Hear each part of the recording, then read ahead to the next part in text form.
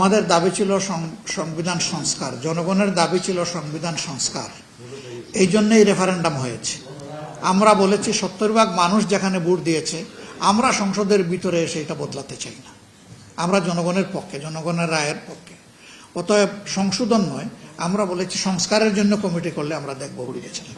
এবং আমরা পরিষ্কার বলে দিয়েছি, এটা নতুন করে আর বলার কিছু নাই, যে সংবিধান সংশোধনের জন্য তো কোনো কমিটির দরকার নাই।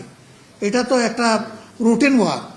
এটা বিল আকারে আসবে ট্রেজারি বেঞ্চ থেকে, আমরা আলোচনায় অংশগ্রহণ করব, যেটুকু ভালো মনে করব, পাস হলে পাস হবে, রিজেক্ট হলে রিজেক্ট হবে। এটার জন্য কোনো কমিটি লাগে না। কমিটির প্রয়োজন সংস্কারের জন্য। সংস্কারের জন্য যদি তারা কোনো প্রস্তাব দেন, আমরা তখন বিবেচনা। আমি বলেছি যে আমরা ঘুষাঘুষিও করব না, আবার আমরা পার্লামেন্ট থেকে বিলুপ্ত হয়ে যাব না দীর্ঘ সময়ের জন্য। একেবারে শেষ মুহূর্তে যেদিন না গেলে আমার মেম্বারশিপ ক্যান্সেল হয়ে যাবে, ওই দিন গিয়ে আবার হাজিরা দিলাম, লাভবাহিক। এ কাজ আমরা করব না।